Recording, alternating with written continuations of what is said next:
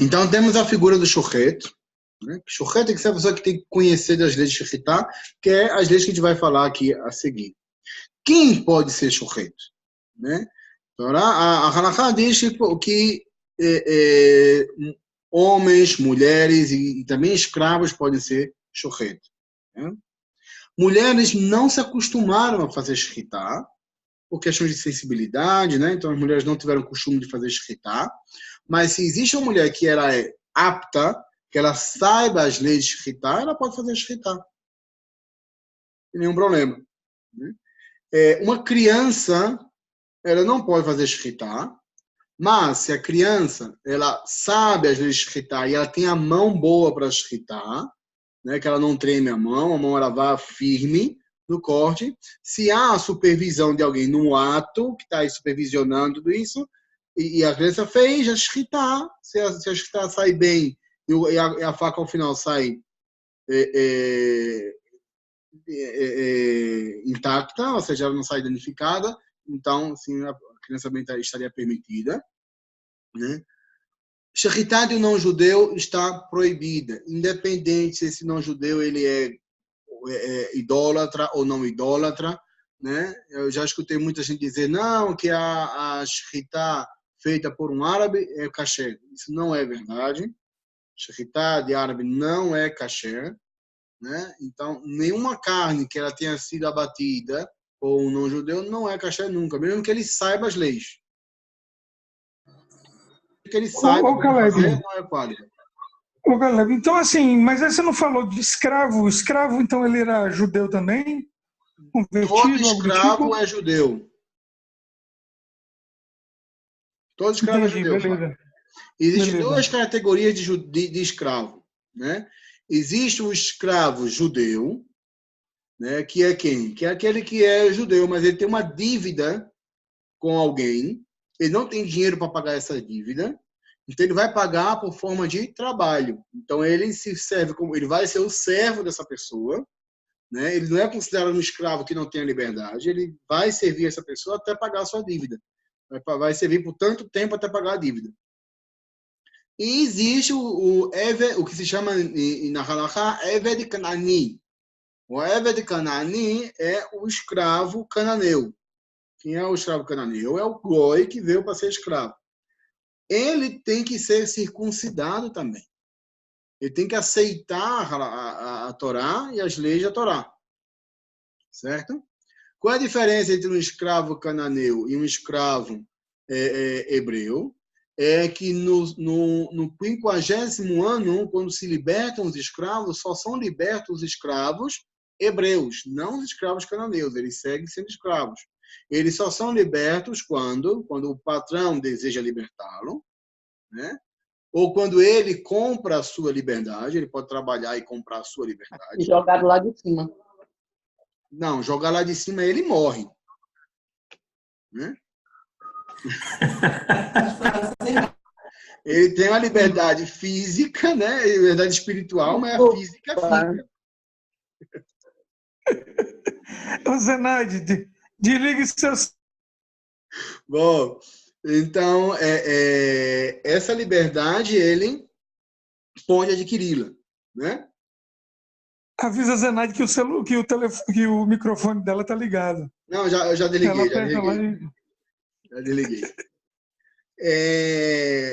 Então, quando a pessoa se apresenta para ser escravo, Fábio, aquele que a comprou, né? Ninguém chega, né? Dizendo, olha, eu quero ser escravo, me aceita aí. Não, isso não existe, né? Ou seja, a pessoa comprou um escravo e aquele que comprou o escravo, né, dentro da terra de Israel, fora de Israel isso não era muito aplicado, embora que os judeus holandeses que foram para as Américas, eles tinham escravos, e os escravos deles, pessoais, eles convertiam esses escravos, né, para que pudessem cozinhar para eles, e não ter problema de bichur goi, nem nada disso. Então, esses escravos eles eram convencidos a se converter. Olha, se converta, vai ser melhor para você. Olha condições, vou dar melhor condições de trabalho e tudo isso. Tanto é que na Europa, vai ser um parênteses grande, mas não, só para detalhar isso, para que saibam, na Europa, depois do período romano, né? Do Império, quando se cai o Império Romano, que se tem a relação de trabalho por vassalagem, muita gente se convertia ao judaísmo por escravos. Muita gente preferia ser escravo do judeu do que ser o vassalo de um goi, né? Então, iam fazer o serviço de vassalagem para o judeu, por quê? Porque o tratamento era melhor. Né? O judeu, ele não pode, no seu escravo, bater no escravo até ferir o escravo, ou seja, ferir de perder um órgão, porque se o senhor invalida um órgão de um escravo, seja até mesmo um olho, esse escravo ganha liberdade de imediato. Então, não se poderia bater no escravo dessa forma. Também não se poderia violar sexualmente os escravos. Né? Então, era melhor, nas condições, comparando, era melhor ser escravo de um judeu. Então, por isso que muitos se converteram ao judaísmo no período da vassalagem. Quando se passa de vassalagem para o feudo, né, para o feudalismo, a partir entre anos 900 até o ano 1200, 1300, então caiu muito os processos de conversão por vassalagem. Bom, parte da história do lado. Então, essa é uma ilusão, essa coisa de dizer que a carne do açougue ela é kasher, porque foi abatida por uma pessoa que sabe, ela corta assim. Não, isso não existe. Okay? Isso não existe. Outra coisa é a faca. A faca com a qual vai fazer a shritá, ela é uma faca especial. O que tem de especial nessa faca? É que o corte dela é plano. A lâmina de corte ela é plana. É o primeiro aspecto da faca. Embora que se a faca tiver um pouco ondulada, ou seja, for ondulada, mas não quebradiça, né? Ainda vai, mas tem que ser muito pouco. É algo não tão comum. A faca, hoje, as facas como o aço é muito melhor, então as facas são planas, e sempre foram assim. Facas de 300, 400 anos atrás, e as facas são planas. A lâmina tem que ser plana, porque isso evita a proibição de draçar, de fazer pressão. Né? E muito afiada e perfeita. Não pode haver um dente na faca. Quando se faz a inspeção de uma faca, o shechitá, se passa a unha sobre a faca, né? Dos dois lados, para cima e para baixo, buscando algum lugar em que a unha trave. Que ela sinta alguma coisa que interrompa um grão de areia no caminho, ou seja, que seria o sinal de um pequeno buraco, um pequeno ferimento na faca, né? E essa faca está inválida. Então tem que ser amolada, pelo menos 2 pedras, mas geralmente se usam 3 pedras, porque são cada tipo de pedra para um tipo de afiamento. Tem o afiamento para dar fio na faca, né, que é o que faz com que a lâmina seja o mais fina possível para ter o melhor corte, e tem as pedras que fazem o polimento, né, que retiram toda a marquinha, toda a asperosidade da lâmina. A faca ela tem que ser inspecionada antes do corte, certo? Mas o principal é inspecionar depois do corte. Porque se a pessoa cortar um animal e depois que cortou o animal, verificar a faca e a faca está com asperosidade, passou a unha e sentiu aí algo na faca, você não tem que sentir nada, tem que passar livre. Então a faca está inválida. E se a faca está inválida, o animal que foi cortado também está inválido. Então, no caso de animais grandes, que são mais caros, a cada shechitá por shechitá, a cada animal abatido, se verifica a faca. No caso de aves, não. Que como é muito mais rápido, tem uma quantidade maior, e também os ossos são menos daninhos à faca, né, são menos agressivos à faca, então se pode ir cortando e averiguar a faca a cada 10 aves, a cada 15 aves, vai depender do sistema de cachudo que se usa. O abate. O abate em si, ele tem uma série de procedimentos. São 5 leis que um shochet tem que saber. Aquele que não sabe essas 5 leis, ele não é shochet. Ele não pode fazer shritá. Né? A parte dele ter que saber de averiguar a faca, e, em geral, Não numa shechitá particular, mas numa shechitá que é feita em um matadouro para atender o público, né? Sempre quem averigua é a própria pessoa, mas ele também dá a uma outra pessoa para que averigue por ele, né? Para ter uma segunda opinião. Né?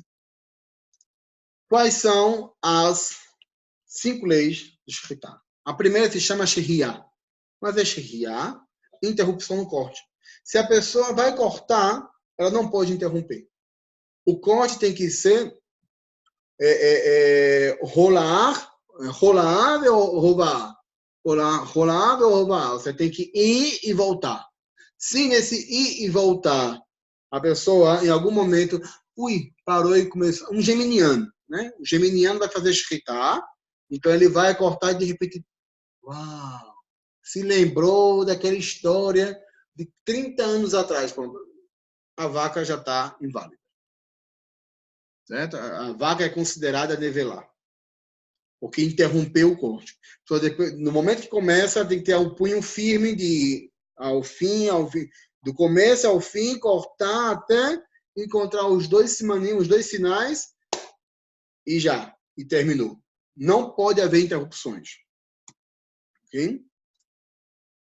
Segunda lei se chama draçá. Draçá é cortar por pressão. Proibido cortar por pressão. O corte tem que ser rolar ou rovar. Tem que ir e voltar. Nunca de cima para baixo. Nunca. Nenhuma pressão é feita. Simplesmente se empurra para frente e se traz para trás. Nunca para baixo. Nunca. Agora, há casos, né? Tem casos que são safé, que tem dúvida se foi darçá, tem casos que é darçá, legambre. Então, tem casos que o próprio chorreto vai saber, né? E por isso que se necessita experiência. Porque quem não tem experiência não vai saber o que está fazendo. Né? Se tiver uma dúvida, não tem a quem recorrer. Né? E não completei o que eu estava dizendo. Então, essa pessoa que queria dar aula de shechitá, tudo isso tinha certificado, mas um certificado recente. Né? Era alguém que recentemente havia aprendido.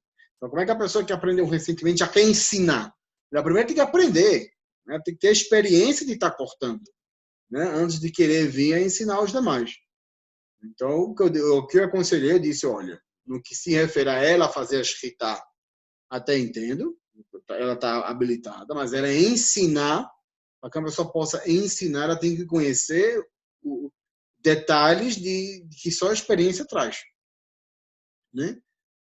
Identificar visualmente que um chorrete faz um corte mal, por exemplo. Que no momento que alguém for fazer a shechitá, ela tem que, ao ver, identificar. Se a pessoa fez pressão lá para baixo, se a pessoa cortou mal, se a faca estava mal.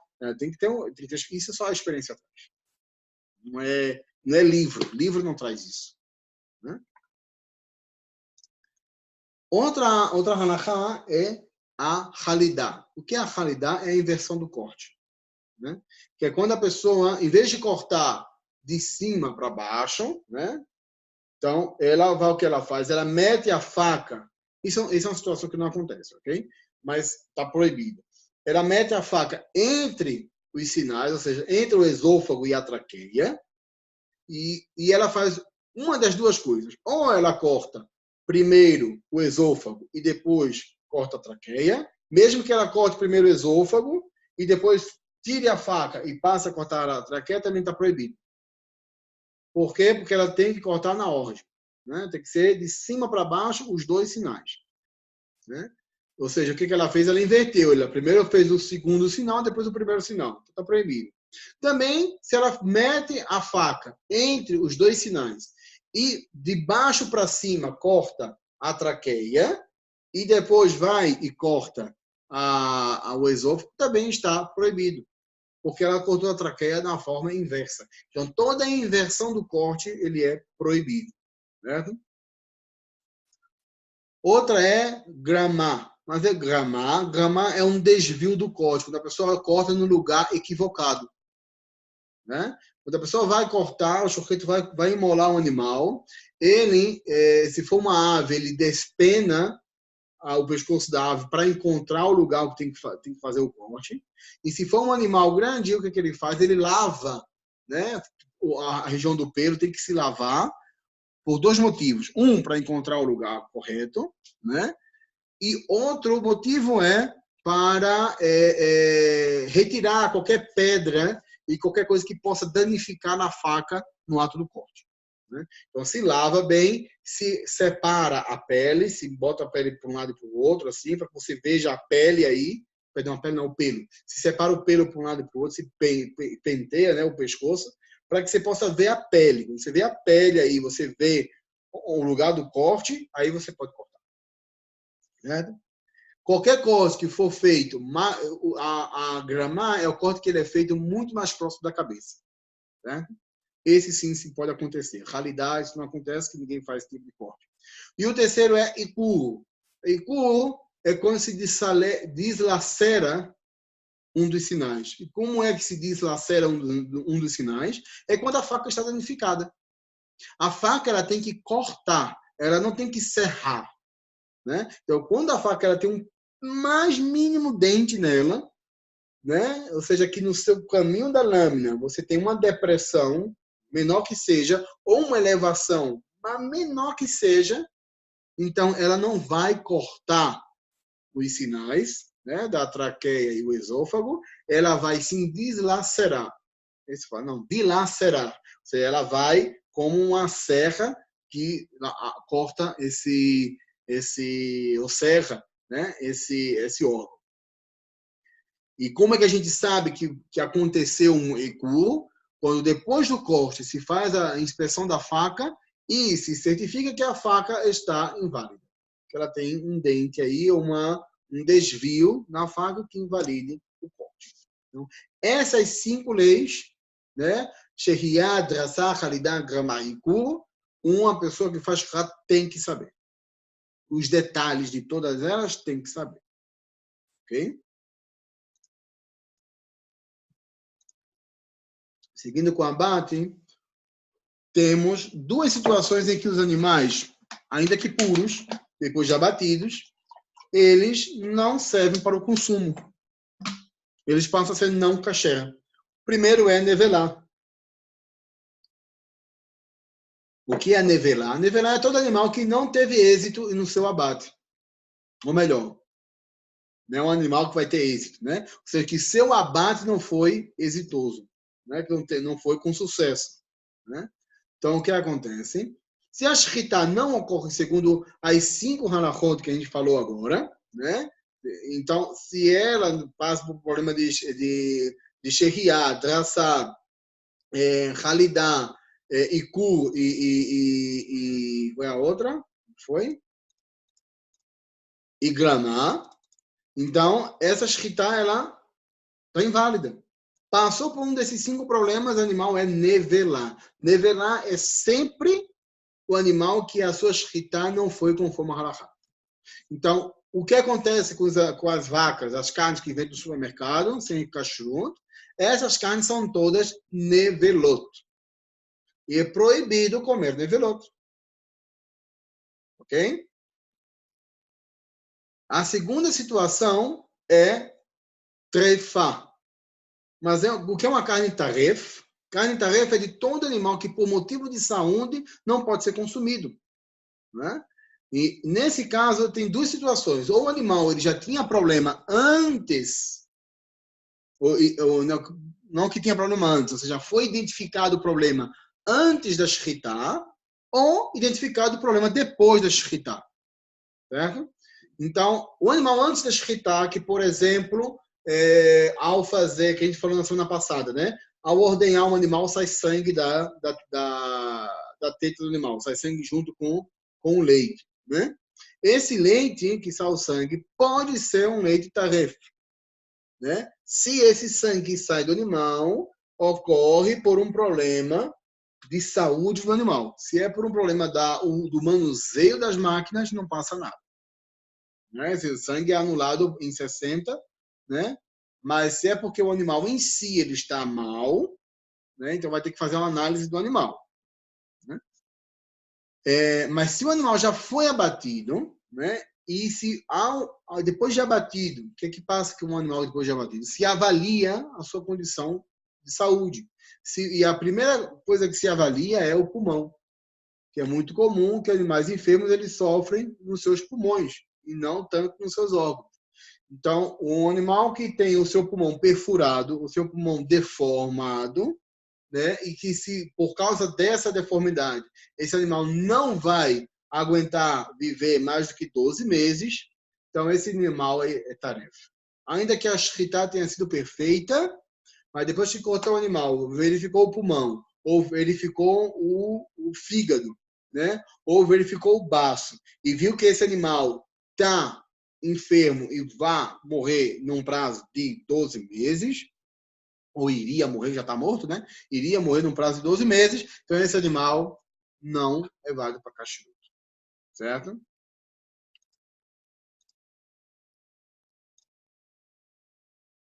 Outra coisa na kashrut, num processo de shechitá, que não se pode comer Evar Minachai. Mas é Evar Minachai, o órgão de um animal vivo. Ou seja, quando se faz a shechitá, depois que degola o animal, só pode começar a cortar da carne do animal depois que ele para de se debater. Parou de se debater, então o animal agora já se pode sacar de sua carne. Ok? Mas enquanto ele ainda está se debatendo, se considera ele ainda com vida e não se pode retirar de sua carne. Ok? Outra proibição que se conecta de alguma forma, né, com a shechitá é otoveit beno. Não se pode matar a mãe junto com o seu filho, né? Então, você não pode matar a vaca no mesmo dia que você vai matar o seu bezerro, que é o filho dela, né? Então, isso é uma proibição da Torá, embora que, se ocorre isso, a carne não está proibida, certo? Mas está proibido fazer. Certo? Uma outra proibição é abater antes do 8º dia, né? Não se pode abater um animal antes que ele complete 8 dias de vida, né?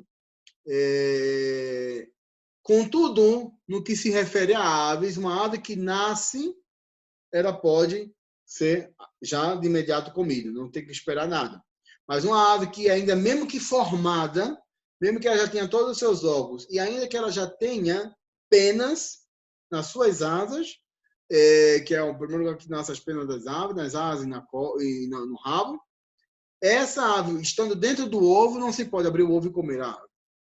Ainda que nesse mesmo dia ela fora abrir o ovo e sair. Mas não se pode comer essa ave até que ela saia completamente do ovo. Saindo completamente do ovo, não tem que esperar 8 dias. Okay? Outra coisa que está relacionada à kashrut da carne, e isso se evidencia depois do processo da shechitá, na verdade, né, tanto na shechitá, é a proibição de comer a gid hanashé. Gid hanashé é o nervo ciático, né? Essa proibição a gente vê em Sefer Bereshit, que Alken, por isso, Lo yochelu bnei Israel et gid hanashé asher ala kaf ha'yarech. Que não comeu por causa disso, do que aconteceu com Jacob Avinu, que ele lutou com o anjo feriu a sua perna. Então, por esse ferimento, por lembrança desse ferimento, não se come mais Gid Anashé. Né? Então, esse nervo foi proibido pela Torá, né? E a gente conhece como nervo ciático. Por esse motivo, quando a gente fala de kashrut de gado, né? Seja de boi, bovino, ovino, caprino, né? Não, é muito difícil encontrar que se encontra as carnes da parte traseira do animal. A gente compra as carnes da parte dianteira, né? Isso é o mais comum. Não que não se venda, existe, né? Mas é muito difícil de encontrar por causa da dificuldade de retirar, né, todo o nervo ciático. Porque não é somente o nervo principal, a base principal do nervo ciático, mas sim também toda a ramificação dele deve ser retirada. Né? Então, retirar o nervo ciático é muito difícil, por isso a gente não encontra tanto carnes da parte traseira de um animal. Outra questão que está conectada com a Shritá, que isso faz parte, juntamente com o negociado, da parte de Nikuv, né? São as leis Nikuv. Nikuv é a limpeza da carne e a inspeção dos órgãos, que é a questão de comer a gordura. Está proibido comer a gordura que era servida no templo, né? Devendo bem Israel, lemor com chelev shor bekeves, toda a gordura do shor, da vaca, né, do touro e do keves e vaez e do ex, assim, tanto das ovelhas como das cabras, no torreno, não comerás, porque essa gordura, ela era servida no templo, ela era queimada do templo. Então, toda essa gordura deve ser retirada do animal. É a gordura que está sobre os rins e é a gordura que está sobre os órgãos, né? Agora, está um problema, que hoje em dia não se sabe bem qual é a gordura que se refere. Porque não é somente a gordura que está sobre os rins e a que está sobre os órgãos, mas que também decretaram os sábios que a gordura a qual está conectada com ela, com essa gordura que está proibida, e que dela se alimenta, essa gordura também está proibida. Então, não é somente a gordura, se fosse somente a gordura proibida pela Torá, se poderia dizer, não, a gente sabe qual é, a gente tira e tá bom. Não, mas os sábios, para evitar que a pessoa comesse tal gordura, proibiram também as gorduras que estão junto com ela. Então, toda a gordura que está por sobre a carne, em geral, está proibida. Né? Qual é a gordura que sim está permitida? A gordura que está entre a carne, ou seja, que é uma que separa entre um órgão e outro. Aí essa sim não tem problema. Quando a gente compra carne kasher, muito difícil encontrar carne kasher com gordura. Ela é praticamente limpa de gordura. Agora, de que carne a gente está falando? Somente do gado, né? Do bovino, ovino e caprino. As aves não têm esse problema, os animais de caça tampouco não têm esse problema.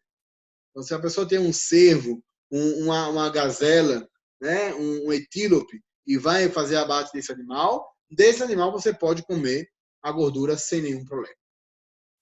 Ok? Gente, foi muito tema, né? Em cima e eu não tô vendo. Vocês estão acompanhando? Vocês estão entendendo? Tem alguma pergunta? Tudo tranquilo, Caleb. Tá tranquilo aqui também, tudo tranquilo. Entendendo. Que tão tranquilo, eu agradeço, que não estejam estressados, né? Mas que vão entendendo. Se tiver alguma dúvida, gente, por favor, me interrompam, né? E ainda que eu não saiba, o que não falta aqui é livro para buscar. É verdade, para preparar só essa aula, tive que passar isso aqui, ó. Né? Para ver, para não me faltar nada. Eu faço um esforço para que não falte nada. Tá fraco.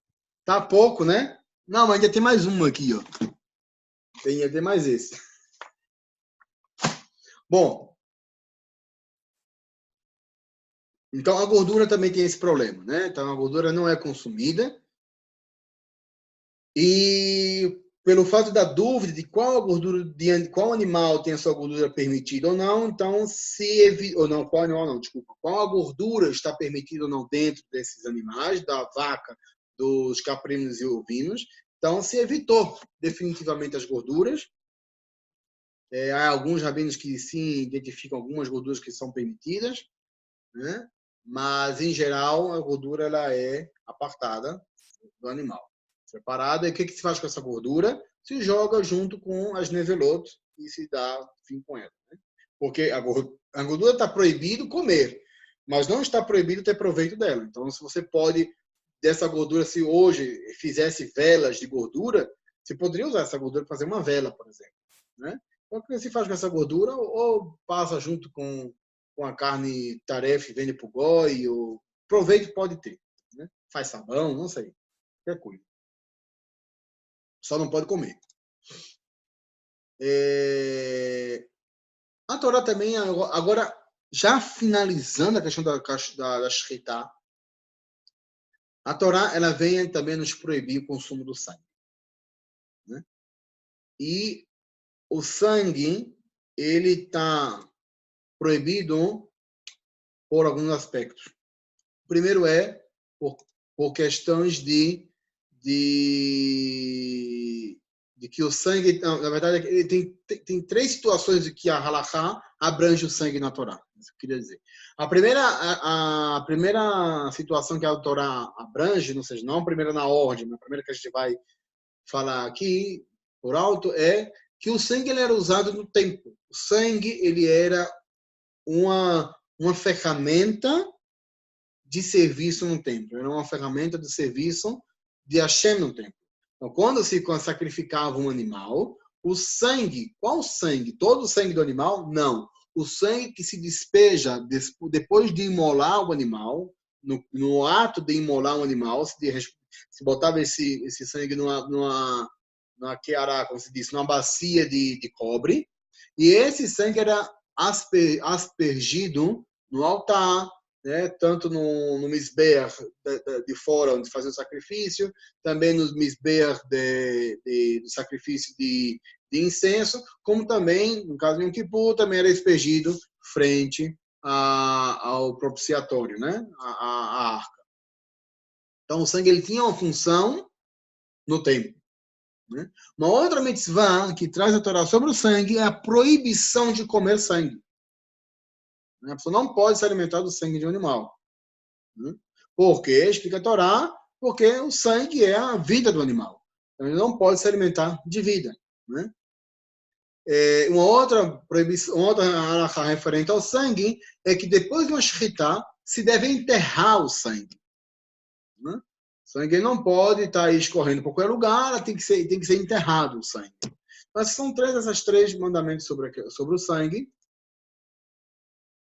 E na Torá, ela traz o seguinte: Ish mi bnei Israel, min hager hagar betocham. Ou seja, quando se diz a Torá ish, ela se refere a todo homem. Vai encontrar isso na Torá, somente em Sefer Vaikra, muitas vezes vai dizer ish. Repete 2 vezes para dizer que é qualquer pessoa de Am Israel. Não importa que tribo ela seja, em que situação ela esteja, qualquer pessoa de Am Israel, juntamente com os seus convertidos, né? Hager, Hagar Betocham, né? Que é o estrangeiro que habita dentro dele, né? Asher Yatsud Tzed, né? Que ele vai caçar uma caça, Chaya ou Of, Asher Yachel, que vai comer essa Chaya ou Of, né? Que é de caça, Veshafach et damo vechisau be'afar. Ou seja, vai despejar o seu sangue e vai enterrar com a terra. Vai em casa, 7:13. Aí a pergunta é: qual é o sangue que se deve enterrar? Todo sangue se deve enterrar. Qualquer sacrifício, não vou usar o termo sacrifício, qualquer abate, o animal abatido deve ter o seu sangue enterrado? A resposta é não. Quando se faz abate de vacas, de caprinos, ovinos e bovinos, não se faz kisui dam. Certo? Não se enterra o sangue. Qual é o sangue que se enterra? Somente o sangue das aves, todas as aves e dos animais de caça.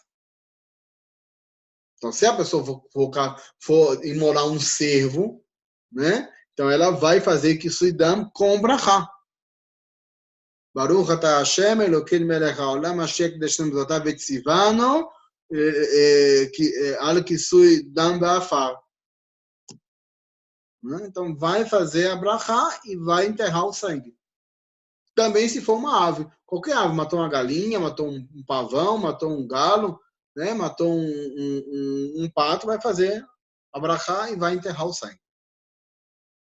Então o sangue tem que ser despejado diretamente na terra e cobrir esse sangue com a terra. Fazer a brachá e cobrir o sangue. No caso da vaca, dos caprinos e dos ovinos, das cabras e das ovelhas, o sangue deve ser despejado na água junto com a terra. Ou seja, ele se pode ser despejado em água, mas que essa água se vá para a terra. Mas não precisa enterrar o sangue. Certo?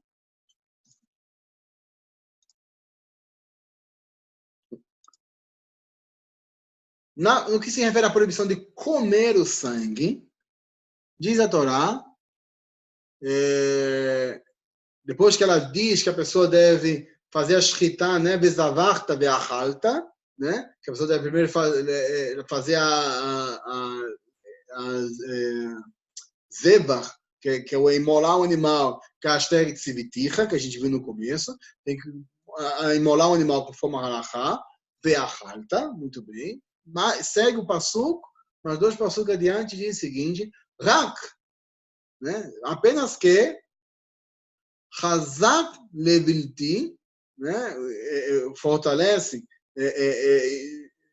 em teu coração, ou seja, esteja isso muito bem claro em você, a rola que não vá comer o sangue, que Adam hu hanefesh, velo tochal hanefesh im abasar. E não vai comer a alma com a carne. Então, o sangue está proibido comer. Se está proibido comer o sangue, então faz sentido que se enterre o sangue, né? Embora que o sangue, ou seja, o sangue que é imolado do animal, ele despeja. Qual é a diferença entre o sangue do animal de caça e das aves para o sangue da beimá? Porque esse sangue dos animais de caça tem que ser enterrado, da beimá não. É porque o sangue da beimá, ele sim era usado no templo, né? Mas os outros sangues não. Então, para que a gente se lembre que esse sangue não é o sangue do templo, a gente enterra. Mas o sangue dos animais grandes que era sacrificado no templo, basta com que ele escorra, né, até a terra, sem necessitar enterrar. Então, o sangue não pode ser comido. O sangue da carne em si, né, há uma diferença. Uma coisa é o sangue que corre nas veias do animal. Né? Qual é o sangue que está proibido comer? É o sangue vivo. É o sangue que está correndo no animal, que está jorrando em suas veias. Esse sangue está proibido comer. Né? Agora, o sangue que está na carne, esse sangue não está proibido comer. Né? O sangue que é o sangue próprio da carne. Porque uma carne sem sangue seria o quê? Qual é a carne que a gente conhece, muito famosa no Nordeste, que é sem sangue? Charque.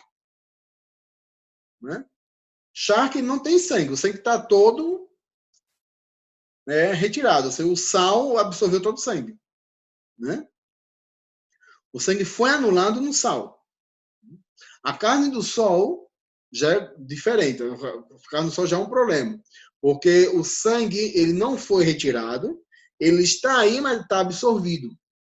Por isso que a carne do sol ela tem mais cor, né, do que a carne de charque. A carne de charque, a quantidade de sal é muito maior. E por isso a carne de sol ou a carne de charque que se vende no mercado, ela é permitida? Não, porque é nivelar. Começa primeira coisa, porque é nivelar. Segunda coisa,